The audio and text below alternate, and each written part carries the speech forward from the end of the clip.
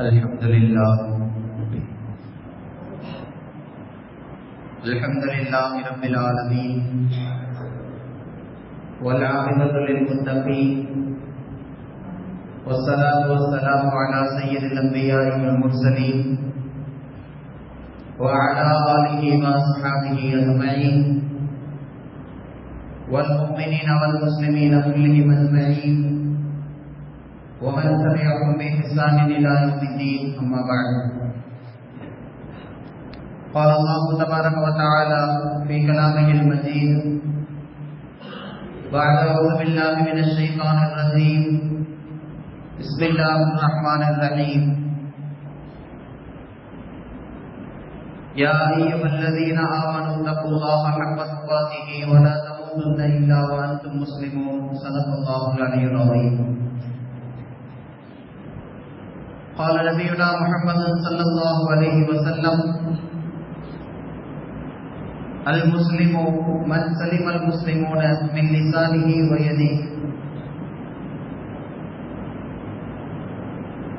أو كما قال على نبينا عليه الصلاة والسلام. கண்ணியத்திற்கும் மிகுந்த மதிப்பிற்கும் மரியாதைக்கும் உரிய அன்பார்ந்த அல்லாஹ்வின் நல்லடியார்களே,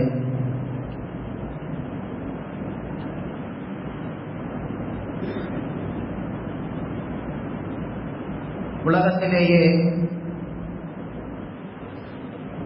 மிகப்பெரிய ஜனநாயக நாடாக மக்களால் மக்களுக்காக மக்களிலிருந்தே ஆட்சியாளர்களை தேர்வு செய்து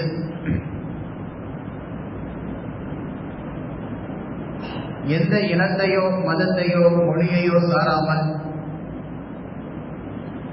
எல்லா இன மக்களையும் மொழி மக்களையும் எல்லா மதங்களைச் சேர்ந்த மக்களையும் அரவணைத்து எல்லோருக்குமான உரிமைகளை சமமாக வழங்கி சமூக நல்லிணக்கத்தோடும்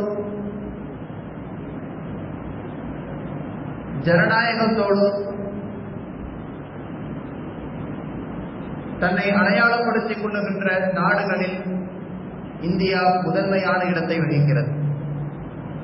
இதனுடைய அரசியல் அமைப்பு சட்டம் அதைத்தான் வலியுறுத்துகிறது.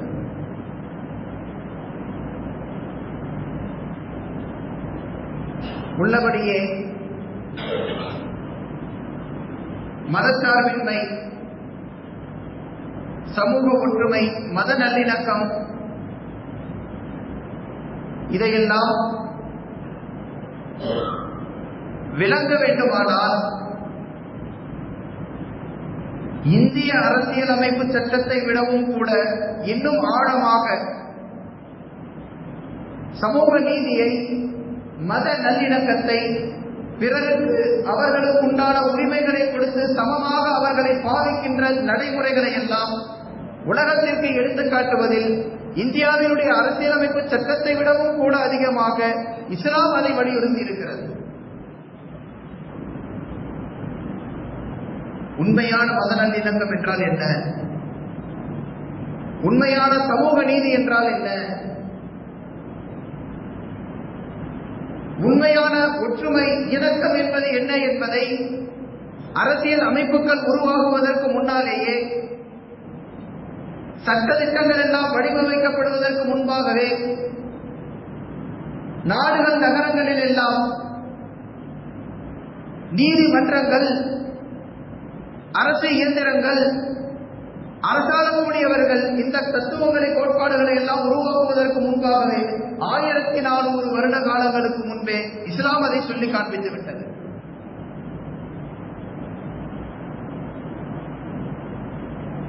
இஸ்லாம் என்பது ஒரு தனி மதம். இந்த மதத்திற்கு என்று ஒரு கொள்கை இருக்கிறது. இந்த மதத்திற்கு என்று ஒரு வணக்க வழிபாட்டு முறை இருக்கிறது.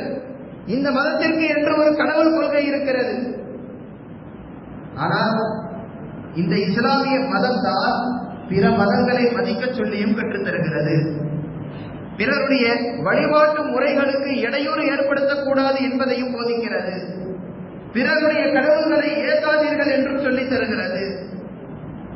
பிற சமூக மக்களினுடைய இருப்பை, பிற கடவுள் கொள்கைகளை பிற மதத்தவர்களுடைய உணர்வுகளை, மற்றவர்களினுடைய வழிபாட்டு முறைகளை நீங்கள் மதித்து அனுசரித்து வாழ வேண்டும் என்கின்ற உண்மையான சமூக நீதியை, இயற்கை விரும்புகின்ற மத நல்லிணக்கத்தையும் சமூக ஒற்றுமையையும் உலகத்திற்கு பறைசாற்றியது இஸ்லாம்.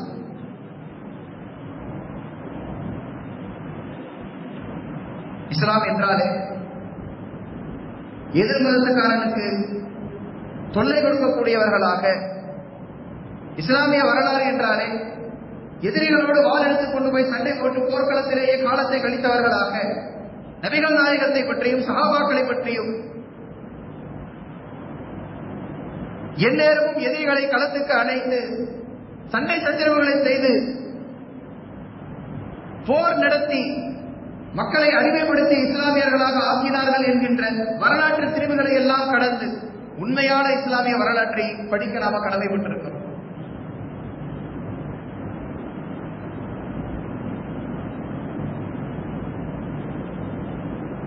லா இக்ராஹ ஃபித்தீன், அல்லாஹ் திருமறையில மிக தெளிவான ஒரு வசனத்தை பதிவு செய்திருக்கிறார். லா இக்ராஹ ஃபித்தீன், நீ முஸ்லிமாக ஆகித்தான் தீர வேண்டும் என்று யாரையும் கட்டாயப்படுத்தி இஸ்லாமில சேர்க்கக்கூடாதுங்கிறது தான் எங்களுடைய அடிப்படை கொள்கை. அப்படி ஒருத்தனை மிரட்டி அவனை களிமா சொல்ல வச்சா அவர் முஸ்லிமாக ஆகவே மாட்டார். முதல்ல அவருக்கு இஸ்லாமியருக்கான அங்கீகாரமே முதல்ல வழங்கப்படாது. இயல்பாக இஸ்லாத்தின் மீது ஈர்ப்பு ஏற்பட்டு அதனுடைய கொள்கை கோட்பாடுகள் பிடித்து போய் அதனுடைய வணக்க வழிபாட்டு முறைகளிலே உள்ள யதார்த்தங்களை புரிந்து தானாக மனம் விரும்பி ஒருவர் முஸ்லிமாக ஆக வேண்டும் என்று, இஸ்லாத்தை ஏற்க வேண்டும் என்று மனம் விரும்பி தன்னால் களிமா சொல்பவர் தான் முஸ்லிமாக அங்கீகரிக்கப்படுவாரே தவிர, கழுத்துல கத்திய வச்சு கழுத்தை பிடித்து நெருக்கி நெத்தி போட்டல துப்பாக்கியை வச்சு மிரட்டி பணிய வச்சு களிமா சொல்ல வைத்தால் அப்படி களிமா சொன்ன ஒரு நபரை இஸ்லாமியர்களை அங்கீகரிக்க மாட்டார்கள்.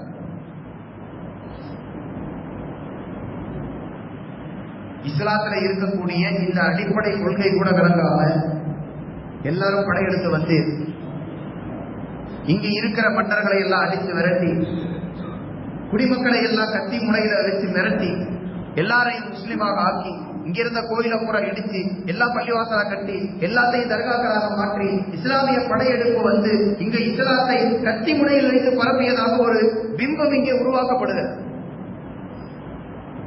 உள்ளபடியே இஸ்லாத்துல இக்கராக இருக்கின்ற வற்புறுத்தலுக்கு இடமே கிடையாது.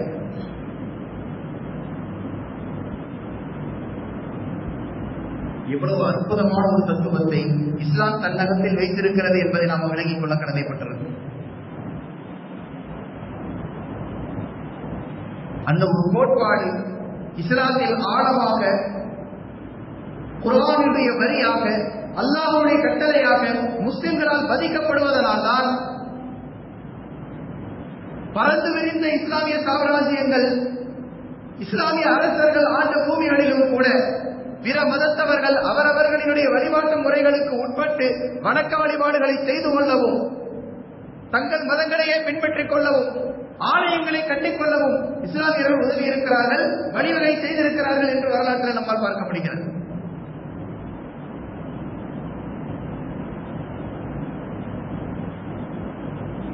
நபிகள் நாயகத்தினுடைய காலத்திலே ஆரம்பித்து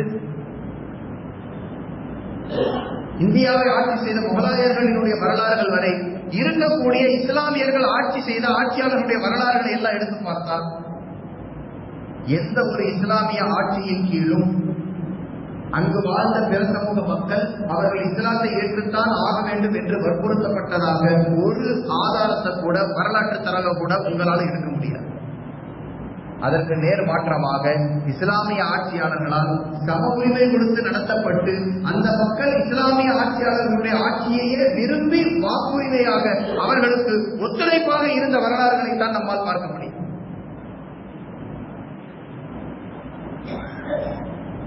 உள்ளபடியே உலகம் எதிர்பார்க்கின்ற ஒரு சமூக நீதியும் சமத்துவமும் மத நல்லிணக்கமும் உலகத்தில் நிலைநாட்டப்பட வேண்டுமானால் இஸ்லாம் வலியுறுத்தி இருக்கின்ற மத நல்லிணக்கத்தை, பிற மத சகிப்புத்தன்மையை உலகம் படிக்க வேண்டும்.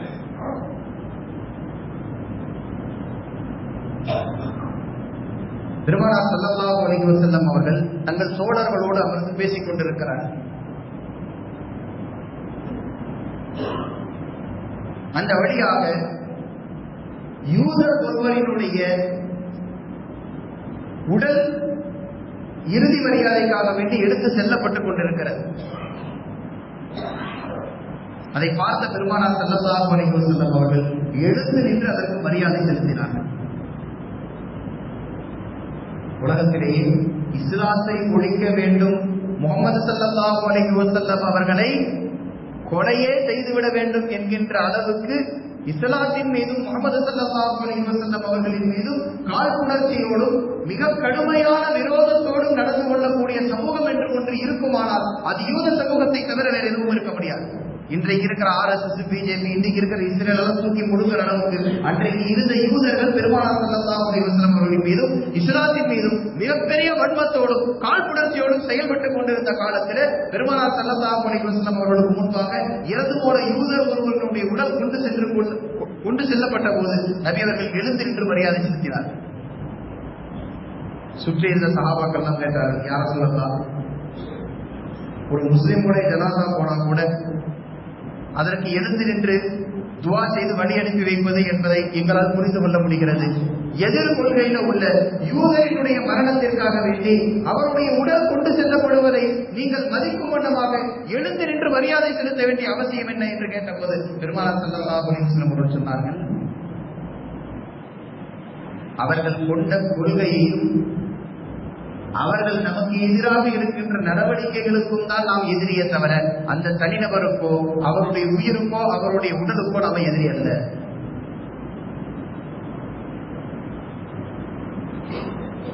உயிரோடு இருக்கிற வரைக்கும் அவர் எனக்கு எதிரிதான். அவர் எனக்கு எதிரி என்றால் என்னுடைய தனிப்பட்ட பகைக்காக, எனக்கும் அவருக்கும் கொடுக்கல் வாங்குற பிரச்சனைக்காக, எனக்கு அவரை பிடிக்காது என்பதற்காக, அவருக்கு என்னை பிடிக்காது என்பதற்காக எதிரி அல்ல. அவருடைய கொள்கையும் என்னுடைய கொள்கையும் முரண்பட்டு இருந்ததனால வாழும் காலத்தில் அவரும் நாங்களும் எதிரெதிர் அணியில இருந்தோம்.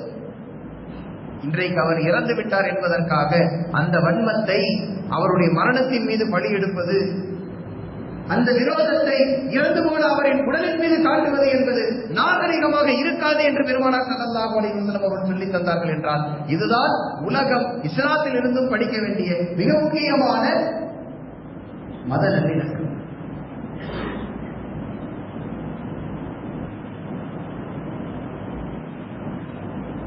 பெருமானார் ஸல்லல்லாஹு அலைஹி வஸல்லம் அவர்கள் உயிரோடு இருக்கிற காலம், இஸ்லாம் வளர்ந்து செழித்து பல பக்கமும் பரவி கொண்டிருக்கின்ற காலம், இஸ்லாமியர்களுடைய கை உயர்ந்திருக்கின்ற காலம், இஸ்லாத்தினுடைய ஆரம்ப காலத்துல முஸ்லிம்கள் தலைமறைவாக வாழ வேண்டிய நிலைமை இருந்தது. லோயர் ஹேண்டா இருந்தாங்க, வளர்ச்சி இல்லாமல் இருந்தது, போதுமான பலம் இல்லாமல் இருந்தது, இஸ்லாமியர்கள் பயந்து வாழ வேண்டிய ஒரு சூழ்நிலை இருந்தது. பிறகு அல்லாஹ் இஸ்லாத்திற்கு வெற்றிகளை தர ஆரம்பித்தார். நபிகள் நாயகம் ஸல்லல்லாஹு அலைஹி வஸல்லம் அவர்களுடைய மரண தருவாயில் எல்லாம் மதீனாவும் முழுக்க இஸ்லாமியர்கள், மக்காவும் இஸ்லாமியர்களுடைய வெற்றியில் சேர்த்துக் கொள்ளப்பட்டது. மக்கா வெற்றி கொள்ளப்பட்டு விட்டது, மதீனா முழுக்க இஸ்லாமியர்களாக இருக்கிறார்கள். நபிகள் நாயகம் ஸல்லல்லாஹு அலைஹி வஸல்லம் அவருடைய கைகளில் மிகப்பெரிய போர் படைகள் இருக்கிறது. நபிகள் நாயகம் ஸல்லல்லாஹு அலைஹி வஸல்லம் அவர்கள் நினைத்திருந்தால் மக்காவில் ஒரு இணை வைப்பாளரை கூட உள்ள இருக்க விடாமல் அத்தனை பெரிய வெளியே விரட்டி அடித்திருக்க முடியும். மதீனாவில ஒரு யூதர் கூட இல்லாமல் அத்தனை பேரையும் துடைத்து வெளியே அப்புறப்படுத்தி இருக்க முடியும். இஸ்லாத்தின் கை ஓங்கி இருக்கின்ற பெருமானார் ஸல்லல்லாஹு அலைஹி வஸல்லம் அவர்களினுடைய ஆட்சி காலத்தினுடைய கடைசி நேரங்களில், நபிகளுடைய வாழ்நாட்களினுடைய கடைசி காலங்களில் மக்காவிலும் முழு பலத்தோடு இருக்கிறார்கள், மதீனாவிலும் முழு பலத்தோடு இருக்கிறார்கள். நினைத்திருந்தால் மக்காவை காபிர்களை விட்டும் சுத்தம் செய்திருக்கலாம், மதீனாவை யூதர்களை விட்டும் சுத்தம் செய்திருக்கலாம். நபிகள் நாயகம் ஸல்லல்லாஹு அலைஹி வஸல்லம் அவர்கள் மரணிக்கின்ற காலம் வரைக்கும் மக்காவில் காபிர்கள் அவரவர்களுடைய மத வழிபாட்டு உரிமைகளோடு இருந்திருக்கிறார்கள், மதீனாவில் யூதர்கள் அவரவர்களுடைய மத வழிபாட்டு உரிமைகளோடு இருந்திருக்கிறார்கள் என்றால்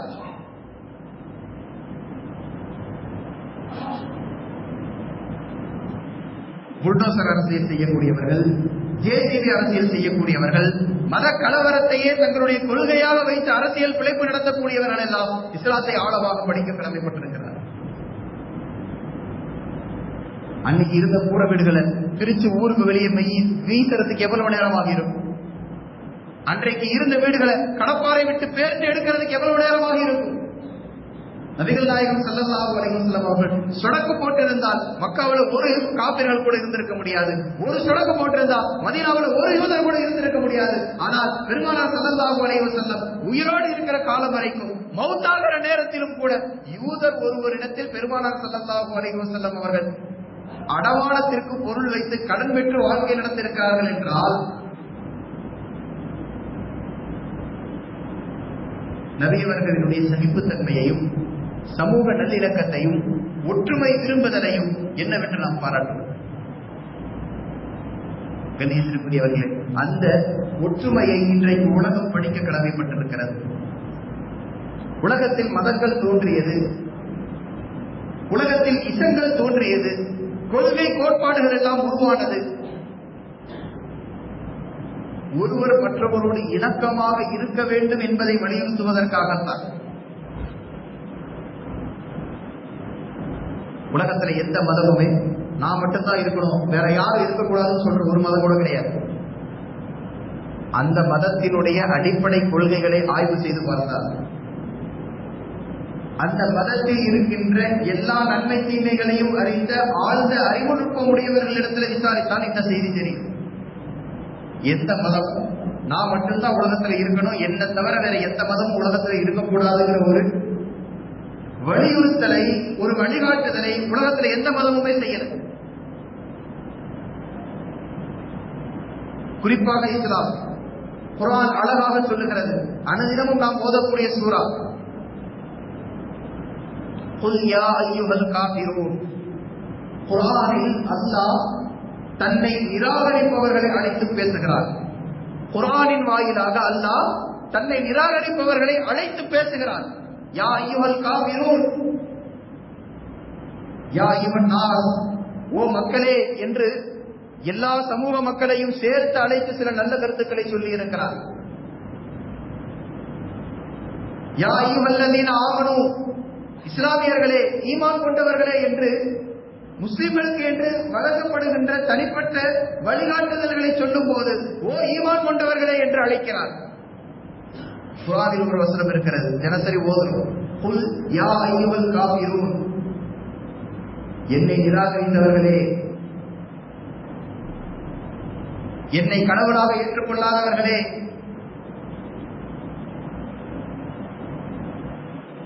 என்று அழைத்து நபியை நீங்கள் கூறுவீர்களாக லா ஆகுது மாத்தாகுது, உங்களுக்கு எனக்கு என்ன வித்தியாசம் தெரியுமா?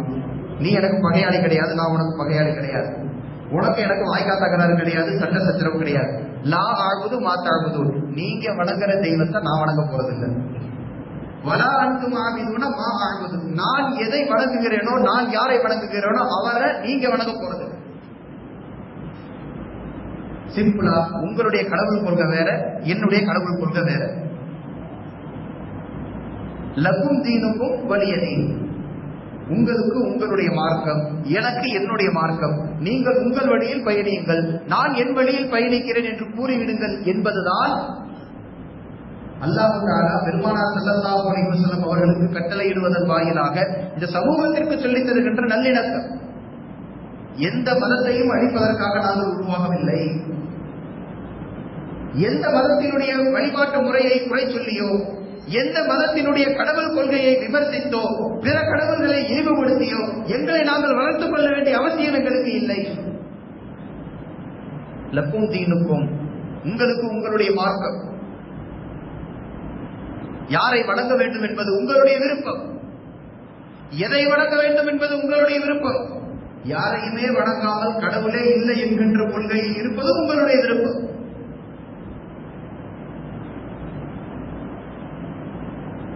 நான் வணங்குவதை நீங்கள் ஏற்றுக்கொள்ளப் போவதில்லை, நீங்கள் வணங்கக்கூடியவர்களை அல்லது உங்களுடைய கடவுள் கொள்கைகளை நான் ஏற்றுக்கொள்ளப் போவதில்லை என்பதற்காக நீங்களும் நானும் பகையாளி அல்ல. லக்கும் தீனுக்கும் வலியதி, உங்களுக்கு உங்களுடைய மார்க்கம், எனக்கு என்னுடைய மார்க்கம். மார்க்கம் தான் வேறுபட்டிருக்கிறதே தவிர, கடவுள் கொள்கை தான் வித்தியாசப்படுகிறதே தவிர, வழிபாட்டு முறைதான் மாறுகிறதே தவிர, நீங்களும் மனிதர்கள், நானும் மனிதன், உங்களுக்கும் இந்த பூமியிலே வாழ்வதற்கு உரிமை இருக்கிறது, எங்களுக்கும் இந்த நாட்டிலும் இந்த பூமியிலும் வாழ்வதற்கு எங்களுக்கும் அதிகாரமும் இருக்கிறது, உரிமை இருக்கிறது என்பதைத்தான் இஸ்லாம் போதிக்கிறது. அதுதான் உலகம் அமைதியாக இயங்குவதற்கு மிகப்பெரிய மந்திரமாக இருக்கும். இது எங்க தவறவிடப்படுகிறதோ, இந்த நடுநிலை பார்வை எங்கே தவறவிடப்படுகிறதோ அங்கதான் பிரச்சனை வருது. உனக்கு ஓ மார்க்கம், எனக்கு ஏன் மார்க்கம் இருக்கிற வரைக்கும் குர்ஆன் அதைத்தான் சொல்லுகிறது. இந்தியாவினுடைய அரசியல் அமைப்பு சட்டமும் அதைத்தான் சொல்லுகிறது.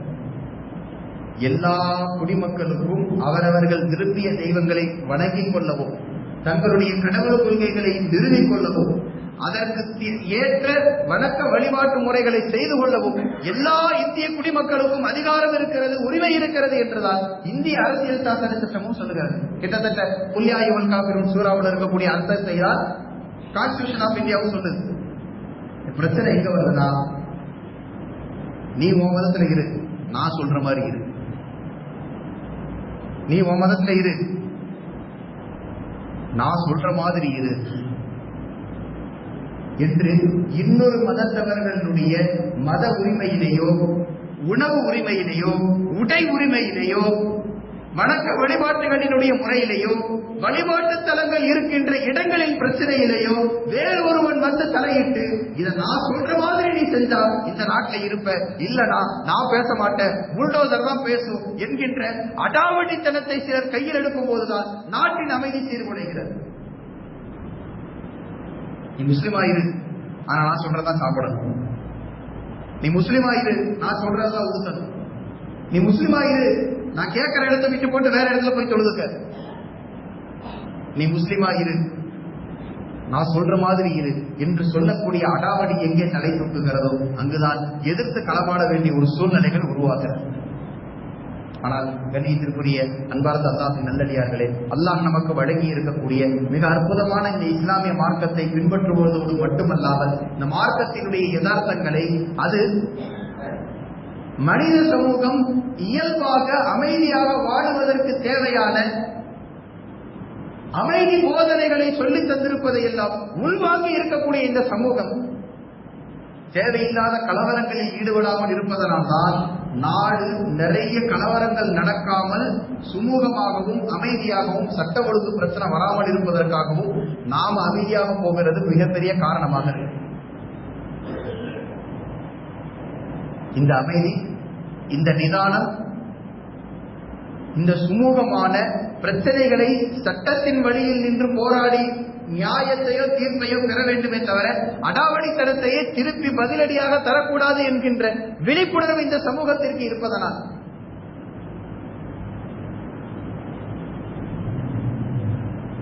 நிறைய கலவரங்கள் நடக்காமல் சட்ட ஒழுங்கு சீர்குலையாமல் இன்றைக்கு நாடு அமைதி பூங்காவாக திகழ்ந்து கொண்டிருக்கிறது.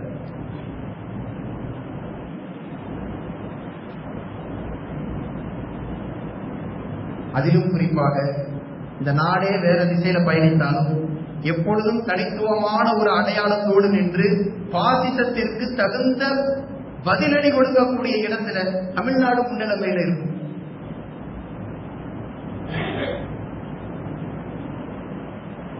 நாடு முழுக்க தேர்தல்ல ஒரு மாதிரியான முடிவு வந்தா தமிழ்நாட்டினுடைய தேர்தல் ரிசல்ட் மட்டும் வேற மாதிரி இருக்கும். ஏனென்றால் இங்கே விழிப்புணர்வு அடைந்த, சமூக நீதி படித்த, மாமன் மச்சானாக எல்லா சமூகத்தினரோடும் நட்புறவோடு பழகக்கூடிய மக்கள் அதிகம் இருப்பதனால்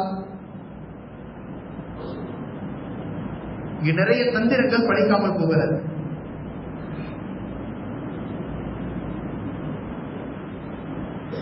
பொதுவாக விலங்குகளில ஒவ்வொரு விலங்குக்கும் ஒவ்வொரு உடல் அமைப்பு இருக்கும். இந்த விலங்குகளிலேயே எலி இருக்கு, பாத்தீங்களா? வீட்டுல எல்லாம் எலி இருக்கும். இந்த எலுக்கு என்று ஒரு தன்மை இருக்கிறது. அதனுடைய உடல் அமைப்புல ஒரு வித்தியாசம் இருக்கு. அது உடல் வளர்ச்சி விகிதம் ஒரு மாதிரியாக இருக்கும், அதனுடைய பல்லினுடைய வளர்ச்சி விகிதம் வேற மாதிரியாக இருக்கும். அதனுடைய பல்லு மட்டும் நாளுக்கு நாள் வளர்ந்து கொண்டே இருக்கும். எலியினுடைய பல்லு மட்டும் நாளுக்கு நாள் வளரும். மனிதர்கள், ஆடு மாடு, மற்ற உயிரினங்கள், சிங்கம், புலி, காட்டில் இருக்கக்கூடிய பெரிய பெரிய விலங்குகள்ல இருந்து எல்லா விலங்குக்கும் உடலுக்கு என்று ஒரு வளர்ச்சி இருக்கும், பல்லுக்குன்னு ஒரு வளர்ச்சி இருக்கும். ஒரு குறிப்பிட்ட சதவீதத்தை அடைந்ததுக்கு பிறகு பல்லு மறுபடியும் அதை விட அதிகமான இச்சு வளராது. எலிக்கு மட்டும் டெய்லி பல்லு வளர்ந்துகிட்டே இருக்கும். இந்த வளர்ச்சியை கட்டுப்படுத்தி பல்ல ஒரு அளவாக வைத்துக் கொள்ள வேண்டும் என்பதற்காகத்தான் எலி எதையாவது பொறிச்சுக்கிட்டே இருக்கும். எலி குறிக்குதுன்னா அது பசிக்கு பொறிக்கிறது அல்ல. அது வீட்டில் இருக்கிற அட்டைப்பட்டியை பொறிக்கும், ஃப்ரிட்ஜில் இருக்கிற ஒயரை பொறிக்கும், வாஷிங் மிஷினை பொறிச்சு வச்சிருக்கும், பீரோவில் இருக்கிற துணியை பொறிக்கும், பெட்டை பொறிக்கும், தலகாணியை பொறிக்கும். இது எல்லாம் அது சாப்பிடுவதற்காக பொறித்து வைத்து பசி ஆற்றிக் கொள்வதற்காக அல்ல. பல்லுடைய வளர்ச்சியை கட்டுப்படுத்தணும்னா ஒரு நாளைக்கு 2 தடவை 4 தடவை எதையாவது பிடிச்சி சுரண்டி பல்ல மட்டப்படுத்தி வைத்துக் கொண்டே இருந்தால்தான் அதனால உயிர் வாழவே முடியும். அது எதையும் குறிக்காம 2 நாள் டெஸ்ட் விட்டா பல்லு அதனுடைய இயல்பு நிலையை விட அதிகமாக வளர்ந்து அந்த பல்லே அதுக்கு இடையூறாக மாறி அதனால மறுபடியும் எதையும் சாப்பிட முடியாம போய் வாயை அசைக்க முடியாம போய் தானா செத்துடும். எலியினுடைய உருவ அமைப்புல அதனுடைய வடிவமைப்புல அல்லாஹ் வைத்திருக்கக்கூடிய படைப்பு அப்படி. எதையாவது குறிச்சாதான், எதையாவது குறிச்சு தாம் பல்ல அளவாக வைத்துக் கொண்டால்தான் அதனால உயிர் வாழவே முடியும். அதனால அது பாரபட்சம்லாம் பார்க்காது, பட்டு வேஷ்டியெல்லாம் பார்க்காது, தங்கச்சங்கலியும் பார்க்காது, இரும்பு பீரோவை பார்க்காது, அலமாரியை பார்க்காது, வேஷ்டியை பார்க்காது, சட்டையை பார்க்காது. எதையாவது குறிச்சு எவன் வீட்டு பொருள் நாசமா போனாலும் பரவாயில்ல, யார் பாஸ்போர்ட் செல்லா நுறங்கினாலும் பரவாயில்ல, யாரு வீட்டு டாக்குமெண்ட் சரியா போனாலும் பரவாயில்ல, எத்தனை கோடி ரூபாய்க்கு ஃப்ரிட்ஜ் வாங்கி வச்சு எவ்வளவு கோடி ரூபாய்க்கு வாஷிங் மிஷின் வாங்கி வச்சிருந்தாலும் பரவாயில்ல, அது குறிச்சு தன் பல்லை கட்டுப்படுத்தி வைத்து தான் உயிர் வாழ்வதை பற்றி மட்டும்தான் எலி யோசிக்கும். இவ்வளவு காசு கொடுத்து வாங்கி வச்சிருக்கிறானே மகாராஷ்டிரன், அதை யோசிக்கவே யோசிக்காது. இதே போலத்தான் சமூகத்துல சில எலி இருக்கு. அந்த எலி யாரையாவது சுரண்டிக்கிட்டே இருக்கணும். எவனையாவது சுரண்டி வம்பெடுத்து ஊரை பதட்டமாக வைத்திருந்து ஊரை 2 படுத்தினாதான் கூட்டாடிக்கு கொண்டாட்டம் என்கின்ற வகையில ஊரை 2ஆக்கக்கூடிய வேலையை தொடர்ந்து செய்து கொண்டே இருப்பாரு. பொறி வச்சு புடிச்சு அடிச்சு கொள்ற மாதிரி இந்த எலிகளை அவ்வப்போது அப்புறப்படுத்தாமல் விட்டுவிட்டால் இது எதையும் பாகுபாடு பார்க்காம எல்லாத்தையும் பிரிச்சு மேய்ச்சிட்டு போயிடும். கண்ணியத்திற்குரியவர்களே, இந்த சமூகம் இந்த தலைப்பை பேச வேண்டிய அவசியம் என்ன என்பதை விளங்கி இருக்கிறது. சமீப காலத்துல 2-3 நாட்களாக மதுரையில் தொடர்ந்து நடக்கக்கூடிய அந்த பதற்றமான சூழ்நிலைகளை எல்லாம் நாம விலகிக் கொள்ள கடமைப்பட்டிருக்கிறோம். அது திருப்பரங்குன்றத்தில் நடந்ததை பத்தி திருப்பூரில் ஏன் பேசுறீங்க?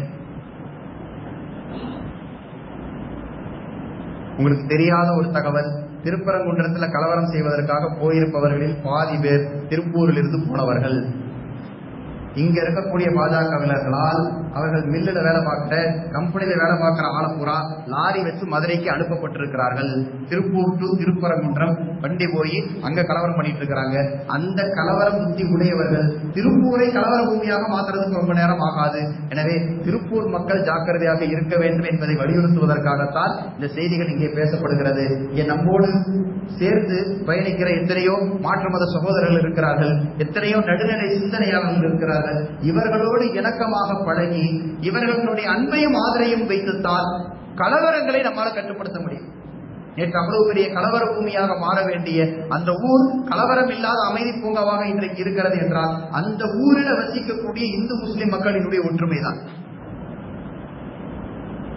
வெளியூர்ல இருந்து ஆளை கூட்டிட்டு போய் கலவரம் பண்ண நினைச்சா கூட கலவரமாக ஆகாமல் அந்த ஊர் இன்றைக்கும் அமைதியாக இருக்கிறது என்றால் அந்த ஊரிலேயே வசிக்கக்கூடிய, அந்த ஊரை பூர்வக்குடியாக வைத்திருக்கின்ற அந்த மதுரை மண்ணை சேர்ந்த முஸ்லிம்களும் இந்துக்களும் சகோதரர்களாக இணைந்து நின்று இப்படி ஒரு தீர்ப்பை எங்களுக்கு வேண்டாம், அங்க தீபத்தை ஏற்றுங்கிற அவசியமே எங்களுக்கு இல்ல, நாங்க எப்பயும் தீபம் ஏற்றுற இடத்துல போய் ஏற்றிட்டு வந்தாச்சு, எங்க வேலை முடிஞ்சிச்சுன்னு உள்ளூர்காரங்க பூரா உள்ள போய் கதவை சாத்திக்கிட்டதுனாலதான் கலவரக்காரர்கள் பூரா துண்டா அடையாளம் காணப்பட்டார்கள். எனவே இந்த ஒற்றுமை தமிழகத்தில் இருக்கக்கூடிய எல்லா ஊர்களிலும் இருக்க வேண்டும். குறிப்பாக தமிழகத்தை கலவர பூமியாக மாற்றக்கூடிய ப்ராஜெக்ட்ல திருப்பூர்ல உள்ள ஒரு முக்கிய கை இணைந்திருக்கிறது என்பதனால் திருப்பூர் வாசிகள் மிகவும் ஜாக்கிரதையாக இருக்க வேண்டும் என்று கேட்டுக்கொண்டு, அல்லாஹ் திருப்பூரை மட்டுமல்ல, கோவை மட்டுமல்ல, கொங்குபெல்ட் இல்ல, தமிழகத்தையும் முழு இந்தியாவையும் ஏன் உலகம் முழுக்க இருக்கக்கூடிய மதவாத சக்திகள், இஸ்லாத்தின் எதிரிகள், சிறுபான்மை மக்களின் எதிரிகள் அத்தனை பேரினுடைய எல்லா விதமான சூழ்ச்சிகளையும் தமிழ் மொழியாக ஆக்கி உலகத்தை அல்லாஹ் நிம்மதி பூங்காவாக ஆக்கி வைத்து வாழக்கூடிய காலம் எல்லாம் நிம்மதியாக இறைவனை வணங்கி வழிபட்டு உயிர் பிரிகின்ற நேரத்தில் ராகத்தாக கலிமாவை ஒழிந்த ஈமான்தாரிகளாக மரணிக்கக்கூடிய நசீபை நம் அனைவருக்கும் தந்தருள் புரிவானாக. ஆமீன் யா ரப்பல் ஆலமீன். வாஹிரு தஅவானா அல்ஹம்துலில்லாஹி ரப்பில் ஆலமீன். அஸ்ஸலாமு அலைக்கும் வரஹ்மத்துல்லாஹி வபரகாத்துஹு. சுன்னத்துல்